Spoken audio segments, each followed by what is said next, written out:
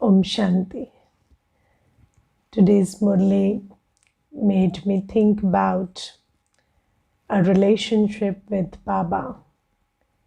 And most of us today are not good at relationships because there is too less acceptance, too much expectation, and then there is the attitude to take more than you give.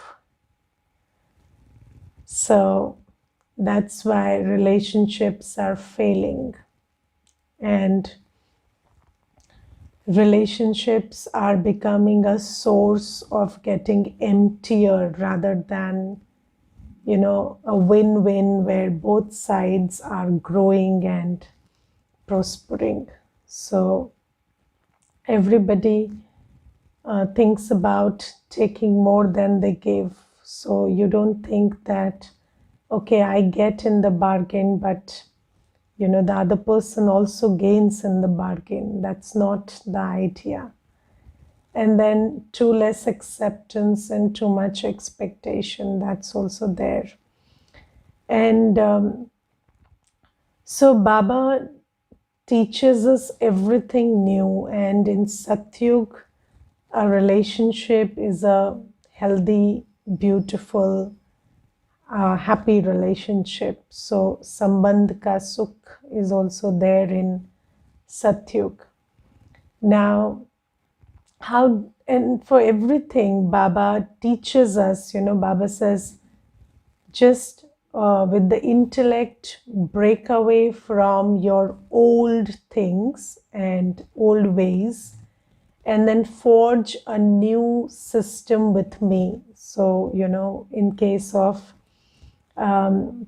relationships also, Baba says, intellectually, so, with the intellect, not intellectually, but with the intellect, you break away from your old relationships and forge a relationship with me so that I teach you the new way to form relationships. And then you will have a new sanskar with regard to relationships. And this new sanskar will be the basis and also the culture of Satyug. So this is how Baba is teaching us. And today's Murli is beautiful, and in today's Murli there is this lovely, this experience, the stage of being merged in love. You get a point every day at the end, and it's a beautiful point today. It's beautiful every day, but let's take it up today. So Baba says, the father has so much love for the children that he always says, whatever the children are, however they are mine. And it is beautiful because we keep waiting, I think, for 63 births. We keep meeting souls, and we keep waiting for that one who says these words to us, right? So whatever you are, however you are, you're mine. So everybody says unconditional acceptance. And we never heard these words in 63 births. Nobody accepts you as you are. And that's why there is so much hypocrisy. And hypocrisy not only for the other, but for the self also. Because when there is so much rejection of who you are, you don't have dignity about who you are. So you don't feel dignified about who you are. And then you also try to be someone who other people like. And then you also lead a life where you are trying to be someone you're not. And this is the beginning of the relationship with Baba. So when Baba comes, the first thing that he tells us is, I accept you as you are. And Baba doesn't have any conditions about who is entitled to his love and who is not. So when any child comes to Baba across gender, caste, religion, races, sanskars, everything, whether you're educated, uneducated, nothing matters. So Baba loves me as I am. But the real problem arises after that, because nobody said in 63 births, I love you as you are. So we don't know how to respond to that. And everything requires a response. And we are not habituated to responding to someone like that. So nobody said it, so we don't know how to respond. That's the biggest issue. And then you can't just say thank you and walk away, which people do, because Baba says, I accept you as you are, whoever you are, whatever you are, you're mine. And then you say, thank you, Baba. Okay, let me go on with my business now. No, that's not how it works. Because a relationship is always two-sided. And it can be initiated by one, but it has to be reciprocated by the other. And unconditional doesn't mean that it is initiated by Baba, reciprocated by Baba, sustained by Baba, and Baba has taken the whole responsibility to carry it forward. No, unconditional love means when Baba comes, he doesn't keep any conditions. He just accepts me as I am. But then there is reciprocity, and reciprocity is a rule. You cannot overrule reciprocity. You cannot say that the relationship doesn't require any reciprocation. There is no relationship which can be sustained by only one person holding their side and the other person not responding at all. It doesn't work like that. So, in this relationship also, because nobody said these words to us, we don't know how to respond to them, and then we keep responding the way we respond to very conditional love. So Baba today teaches us how to respond also. That's the beauty of Baba, he doesn't complain. If you don't know something, he teaches you. And how many times in life have you told a person that, why don't you just say it when you have a complaint or when you don't like something, or why don't you just teach me the right way? But I think no human being has this capacity, to just say what they want you to do and be so free and so clear in their communication. So Baba doesn't mind that you don't know how to do it. And then he says, in the same way, you children also remain merged in the Father. Say with your heart, whatever Baba is, you are everything. So Baba says, you have to respond by saying, Baba, you are everything to me. Yes, and if somebody loves you the way you want somebody to love you, then you belong to that one. And this belonging is a very big virtue. And this involves being the quality of being obedient, faithful, everything. And we have had 63 births of journey where we have not been obedient, not been faithful, not been so many things. And then with that sanskar, we don't even know how to belong to one. And Baba always says that there are two qualities of a good child, eknami and economy. So somebody who doesn't waste. So Baba's children don't waste anything, not neither thought, nor time, nor money, nothing. They put it to good use. That's wisdom. And then there is eknami. Eknami means this ability to belong to one. This ability is a prerequisite to have a relationship with God. And we have this sanskar of bhakti. And what is bhakti? Bhakti bhakti has developed this sanskar where you keep wondering, keep seeking, even if you've got something. So, bhakti has made you quite unfaithful. So, don't stick to one. That's bhakti. And then, in relationships also these days, there is no fidelity, loyalty, and there is no sense of belonging to one.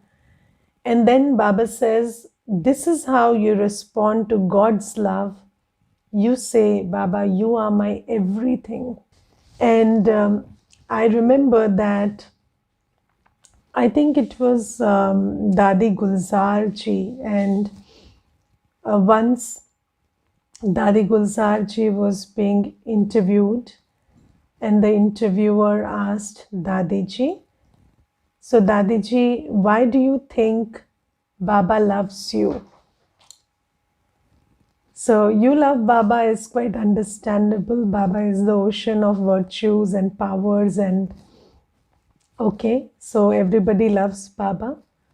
But we know Baba loves you a lot. And then why do you think what makes you qualify for Baba's love?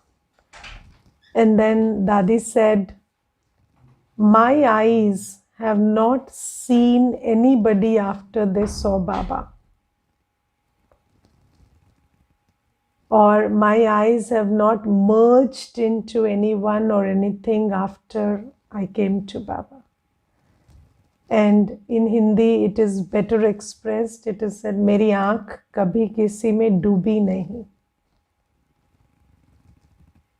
So, what is aankh doobna? So, when you see someone or see something and your eyes linger on that thing or that one, and then there is an attraction, and so that is the sign of an empty heart. And Baba, I think in yesterday's blessing, Baba said that somebody who is clear about the aim never sees here and there.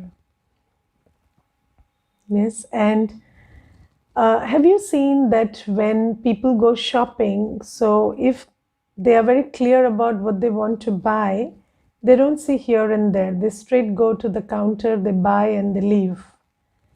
And then there is somebody who just, they don't know what they intend to buy, so they keep looking here and there. And the salespeople, they know exactly that that's the person they have to approach. And then they go to them and try to sell them many things. And they end up buying everything that they didn't intend to buy. And that's a wandering eye. And Baba says that after you belong to me, your eyes shouldn't wander. That's how you respond to God's love. And if your eyes still wander, then you have not realized who you found. So your eyes should seek no one and nothing. They shouldn't linger on anything and anyone. There is nothing and no one better than Baba. So when you got the best, you should know the best and then put all your thoughts and your desires to rest. That's how it works. And if you don't know that, then you will lose. Because if you don't value what you've got, then you end up losing it. And value is, you don't value things by saying, I value you. That's not how you value someone. So, these days it's very interesting. So, your actions don't reflect it, and then you say, I value you. No. Baba says, you just can't tell me I value Baba, I love Baba. So this is the sign of love, that you don't want anything, you don't look at anything, you don't seek anything, you don't, so you care for everything, but then you don't care. You care because you are a caring being, you are a child of God, but then you don't really care. Don't really care means you're not bothered by anyone or anything, because you found your world, and that's how you respond to God's love. And that's how you enter into a relationship. So, moving from love to relationship is about trust and commitment and doing the needful. And when you do the needful, and then in this, love, when Baba loves you and you love him back the way he teaches you, then you enter into a relationship. And a relationship with Baba is a relationship which gives you everything. It makes you the master of heaven. So, when you enter into a marital contract, you become eligible for inheritance. So it's like that. So then you are into a contract, and then you are eligible for inheritance. And it is interesting, and I can speak from experience, that belonging to Baba and one Baba is very, very profitable in every way. So people, when they have a relationship with somebody who is a king or somebody who is a, wealthy person, they think they are benefiting, but you don't know. And probably because you are also Baba's children and you have the experience, so you know how valuable and how profiting this relationship is. And who doesn't want to be in this relationship? So only those who don't know the relationship don't want to be in it. If you know it, you understand it, I think you cannot turn it down. So Baba says, so say with your heart, whatever Baba is, you are everything.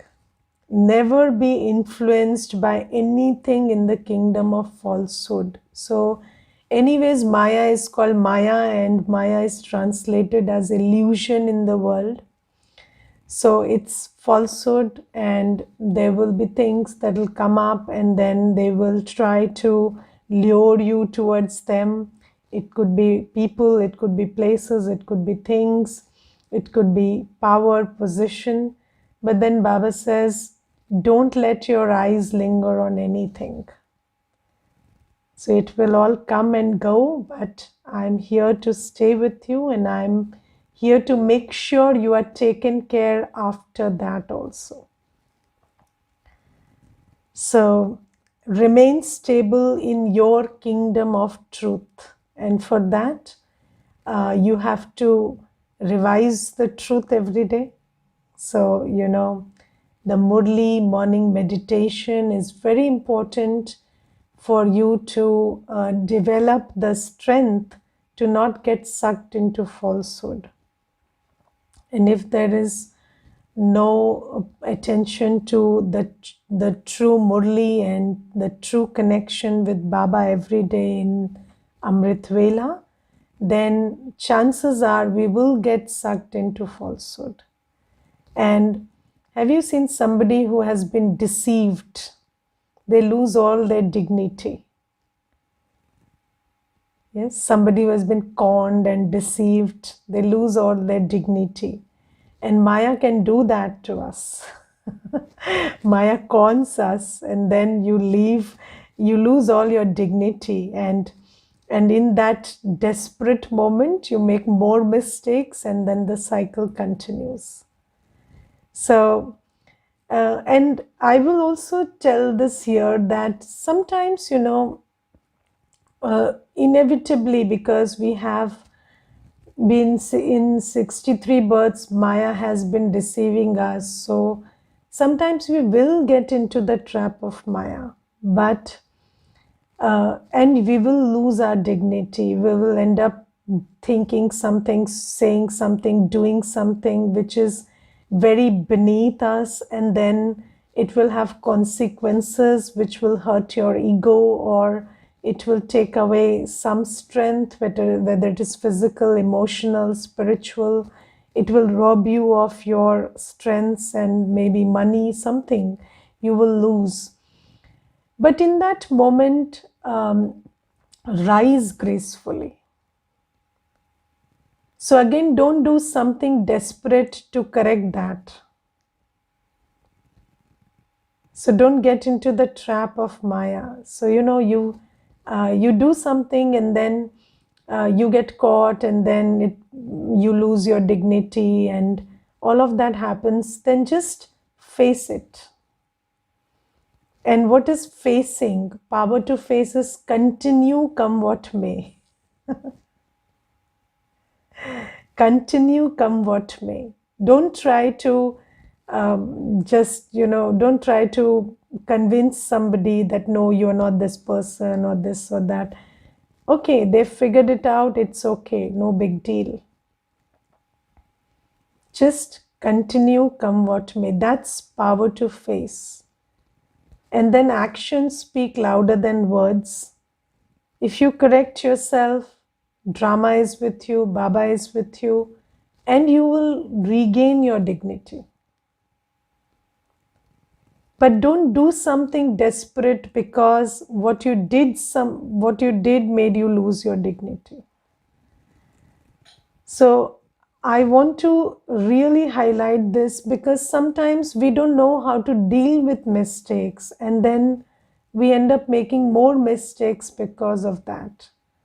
So if there is a mistake, okay, if there is a stern eye that you see because of that mistake, if there are words you hear because of that mistake, face them. And face doesn't mean go and challenge them. No.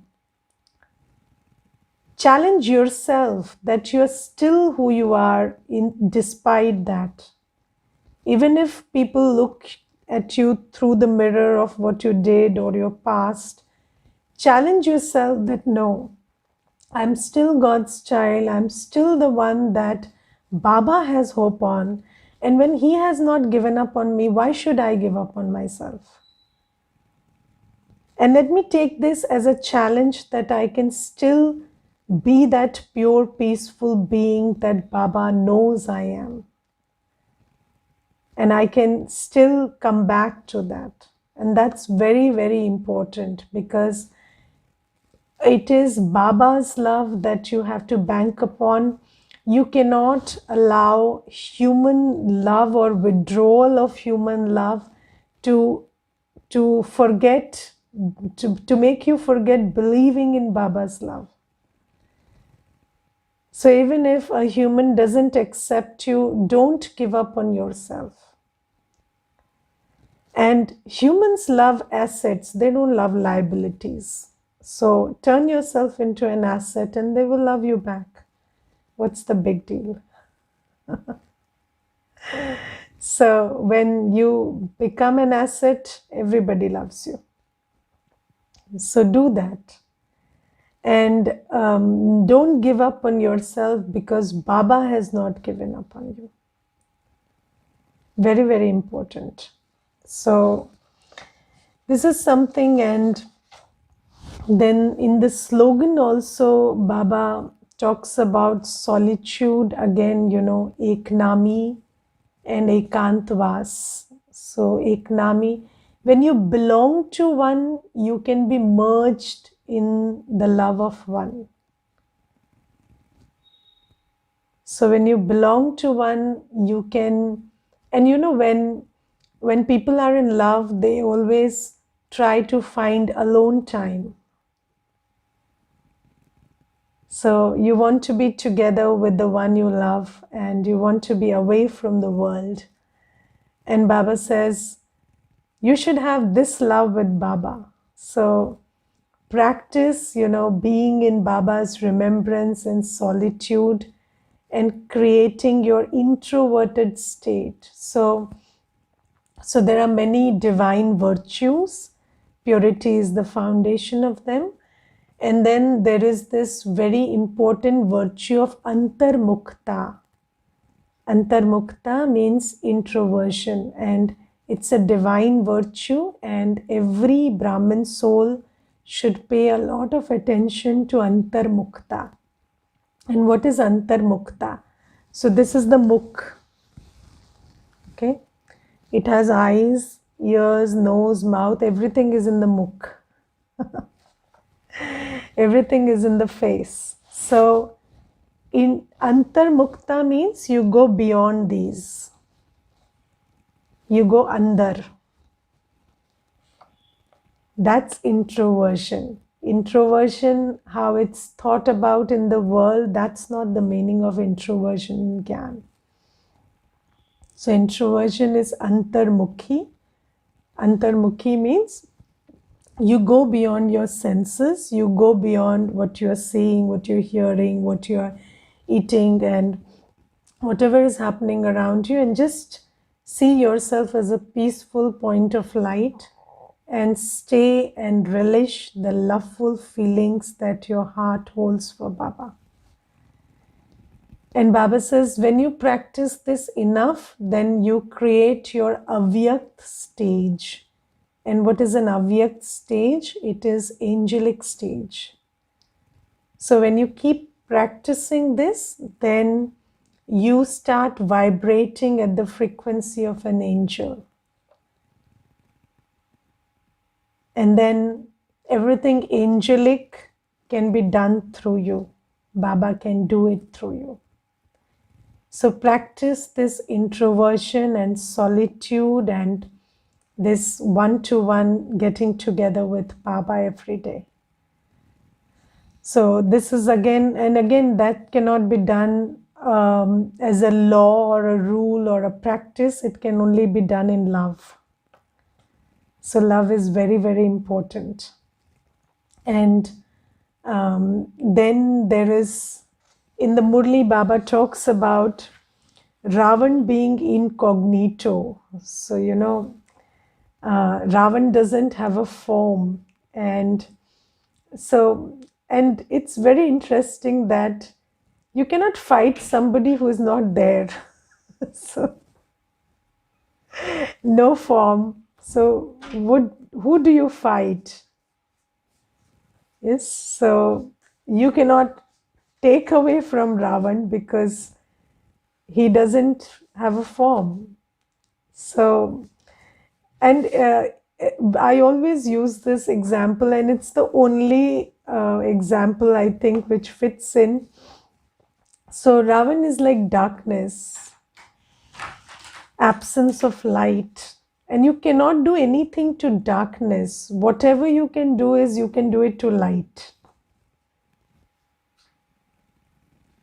Because light is something, and darkness is the absence of something. So you cannot do anything to that which is founded on the absence of something.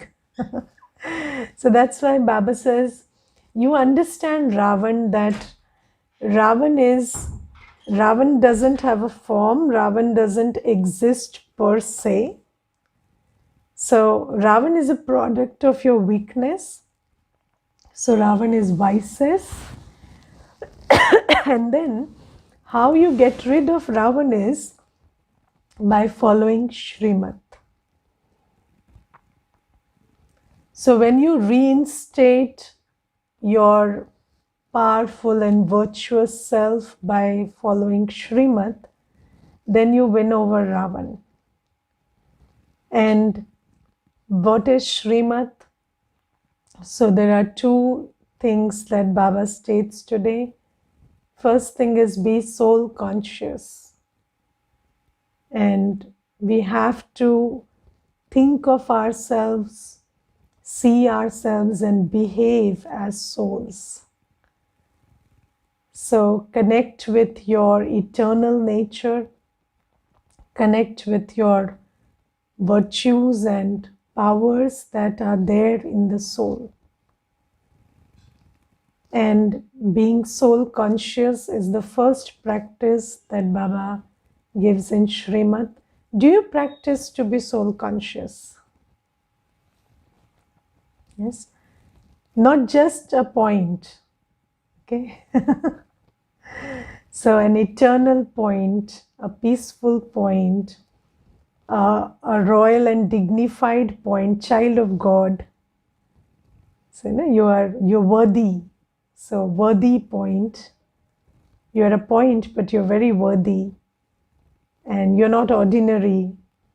And not ordinary, not in the sense that you're like those extraordinary people begging for respect.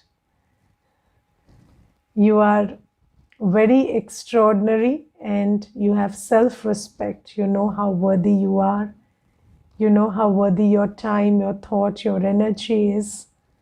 So seeing yourself as a worthy soul, a peaceful soul, a calm soul, a knowledgeful soul who knows exactly how to respond to everyone and everything.